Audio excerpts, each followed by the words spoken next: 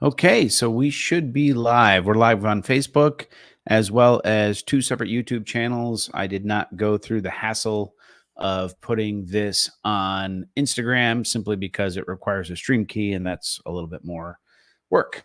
So we're going to go ahead and just give it a minute because we've gone live and see, make sure the connection's good and give some people a chance to jump on. Okay.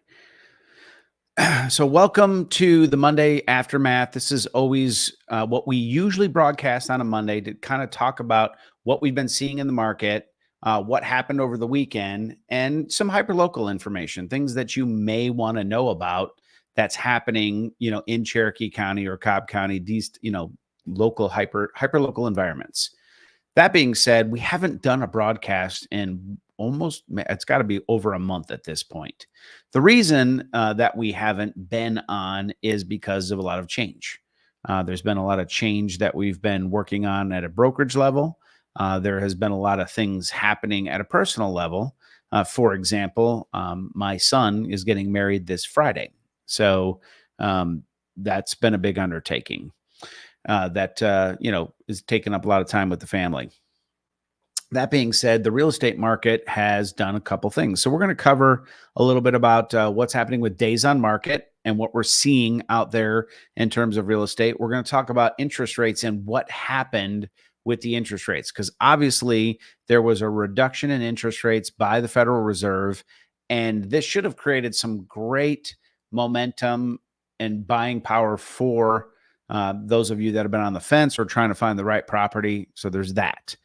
Then the next thing that we're going to talk a little bit about is the storm that hit North Carolina. I'm not going to spend a lot of time on what happened with Florida, but we are going to talk about being prepared for natural disaster. Now, why would that be important in our market? Well, that storm originally was coming, the models were showing it, coming straight for us. So it was going to hit us in the North Georgia mountains.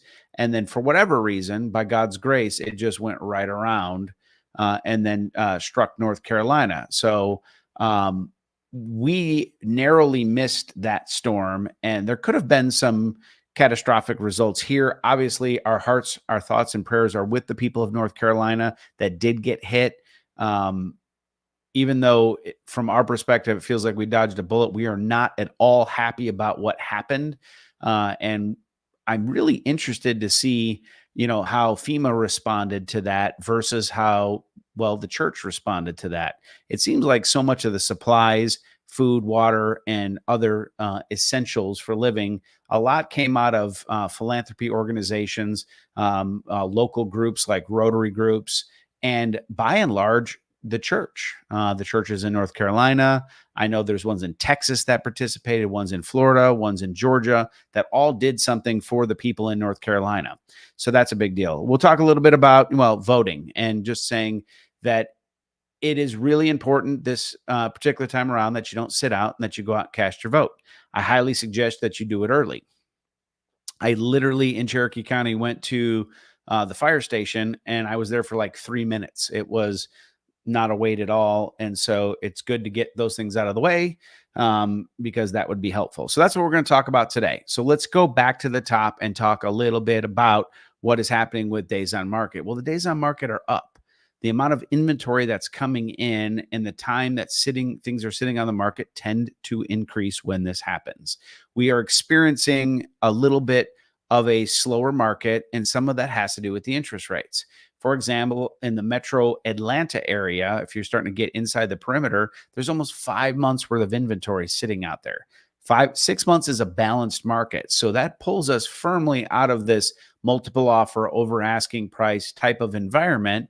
And we're starting to see distressed properties. For the first time in a long time, because I'm a short sale expert, I'm getting call after call about short sales. Now, short sales is something that I used to do, and I don't do a lot of now because there just aren't as many here. But we currently have 2 listed properties that we are actively working a short sale on. At the same time, I have had people from other brokerages reach out to me and ask me about short sales and what to do.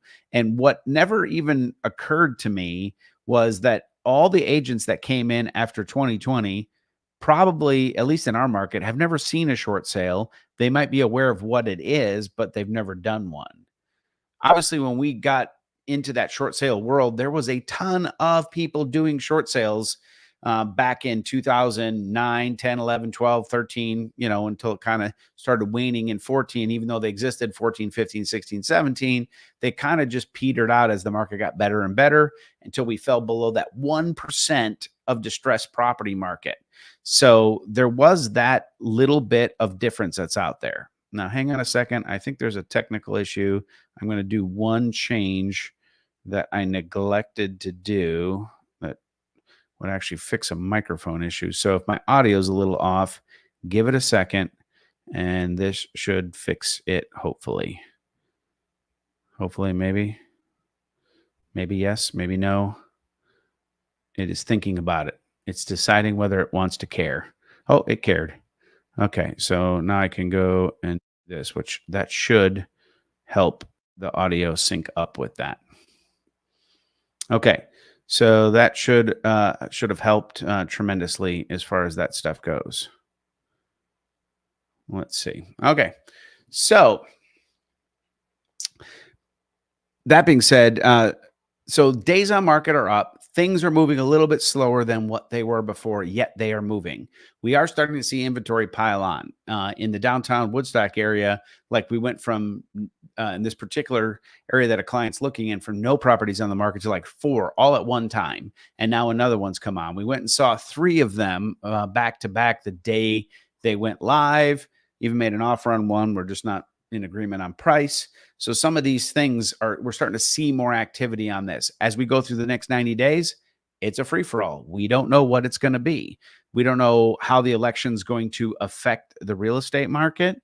I can say with some level of confidence, depending on what kind of monetary policies we end up with, if we can't lower inflation and increase, lower gas prices and do some of these things, you're going to affect the overall real estate market, including interest rates. So let's go into the topic of interest rates. This is a big one. All right, we're going back. All right, so interest rates, we were all expecting a massive drop in them. What happened? Depending on what lenders you're talking to, we're sitting somewhere between 6.625 and 6.25. Some will get down in the sixes, depending if you're doing FHA. Well, we were kind of there at the beginning of the year while the Fed rate was still high. Everybody was anticipating the Federal Reserve lowering the interest rate a 1/4 point, right? So that the Fed fund rate would have dropped a 1/4 point, which would have created some consumer confidence, allowing the consumer to borrow money cheaper so the bank could make a margin on it. Because remember, banks are broke. If that's news to you and you didn't know that banks have no money, you might want to watch one of the other videos that we have that we talk about how banks don't have money and they borrow money from the Federal Reserve. And that whatever interest rate they borrow at, they charge you what is known as a yield spread so that they can make a little bit of money. Makes sense, right? So they lowered it, not a 1/4 point, but a 1/2 point. In anticipation of it, the market actually improved. So we need to talk about that for a brief second, because this is one of the things that I think people find confusing. When they say, hey, we're going to lower the rates, we're done raising them, we're going to start lowering them, the market goes, awesome, let's get in front of this. So speculation of them lowering it caused interest rates to fall. We saw some rates fall into the 5.75 and in some cases about 5.5 before the Fed actually lowered the rate. Then when the Fed came out and lowered it a full 0.5%, we expected it to get even better. Well, it just kind of sat flat for a minute. The rates didn't go up, they didn't go down, they kind of just hovered right there. Then the market responded with a little bit of volatility and rates started going back up and they started climbing that 5.75 back to 6. I think we did an FHA deal in the 6s. And then I saw some conventional stuff with 5% down getting to the 6.625 and other variables that affect that. And now it's been kind of sitting there. We're watching things. We're watching the volatility, and frankly, we're just a little confused by what is being attempted in terms of making interest rates better. That's a big deal. Make interest rates go down would increase affordability on houses. It would allow some more purchasing to happen. Now, let's put on, let's play devil's advocate and put on the other hat and talk about it. If interest rates go down and it's affordable more, it creates more competition, prices go up, which further affects affordability, right? So whenever we talk about affordability, there's interest rates and then there's the price of houses. To improve affordability on the price of houses, you basically have to somehow, at some level, crash or depress the market, right? I mean, you have to take a house that is worth $800,000 and somehow make it worth $700,000. And the only way to do that is to increase interest rates where there's more $700,000 houses for sale than people that want to buy them, thereby making them worth less and less and less and less. The problem is the byproduct of that means you get defaults. Those that are heavily leveraged, you see short sales, you see foreclosures. We're starting to see some more of that in the market right now currently. So that's going to be one of the cases that's going to be a little bit odd. I don't think any of this will settle out until after everybody sees what happens with the election. There's so much volatility regarding that just because of how people feel the election went last 4 years ago. I'm not saying that, everybody views it the same way, but the point is that the election was volatile 4 years ago. Now there's people that are waiting to make critical decisions to see how things are going to go. There has been talk about the federal government mobilizing to be able to handle civil unrest in the event that there is some, which some people believe, regardless of what happens with the election, you're going to see some of that. And so that kind of brings us into the conversation of a little bit of preparedness. So we're going to go back to the North Carolina storm issue and having some preparations for yourself. Had that storm come straight the way the models were predicting, which was right at us, would we have been prepared? That's a wonderful question. And not everybody has the same means. I'm not telling you to go spend $50,000 and get generators and get off grid and get a solar array and all these things. If you can, and that's something you want to do, then great. For those in the North Carolina area that do have solar arrays that weren't flooded, where their house was actually swept away, I have seen some reports of people there that have been able to stay at their home and function during this time because they get some power from small gas generators that power their batteries, and then the solar array covers the rest. And because they have wells, they have water. So there is some of these things. Absent that, some preparedness may be advisable in case of a storm. Simple things like bottled water. That's going to be one simple thing. If you're in an area where the municipality has a water tower that's, somewhat gravity fed, you still have booster pumps that keep the water pressure equal throughout the county through its infrastructure. And so if the infrastructure gets wiped out, you may not have, water. Our founder, Ursula, her son lived in North Carolina, and I got a picture of him waist high in water. That kind of stuff happens. So it affected him in a very negative way. And so the other thing that you may want to have is a generator with some gas reserves. Now, what people say about, storing a generator, storing gas is it's a little bit of a hassle, and I'm not going to disagree with that. Gas goes bad pretty quick. So a couple key tips. Most of the fuel additives that you see on like Amazon to help stabilize fuel do help a little bit, but they're not as good as ones that will actually make fuel last for 2 years.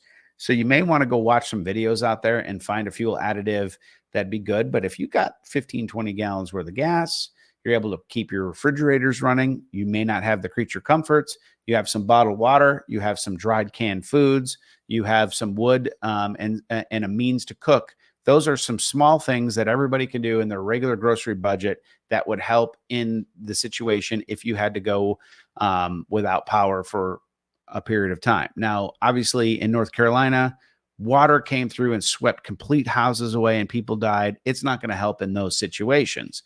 But in the situations where they were on the outskirts, but they're still affected, they don't have water, they don't have power, but their house was okay. Maybe some trees fell on it. Those people that have some supplies were able to make it longer. So these are some of the preparedness things we're going to talk about in the future. We're actually going to walk you guys through some ideas for generator installs, as well as some of the pros and cons of why you might not want to do that, in what situations it's not going to work, including some the possibility of inverters and solar arrays and what investing in that could look like as well.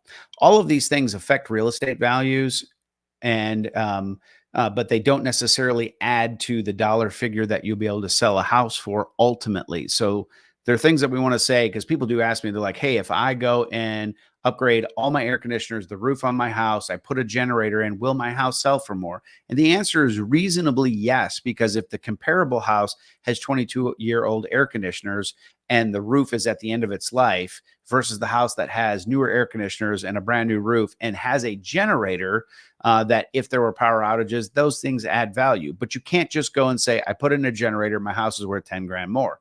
It doesn't work like that. It may be the reason someone would purchase your house over another, but it is not necessarily why it's worth more money. So these are all things that you're going to want to watch for when it comes to, enhancing your house in terms of preparedness. The basic things you can do is just about having some stuff with yourself to be able to, survive small outages, like water, and some food, some dry food, a generator if necessary, if you're able to do it and you're able to stay at your location. Those are some of the basics that you can do in terms of that.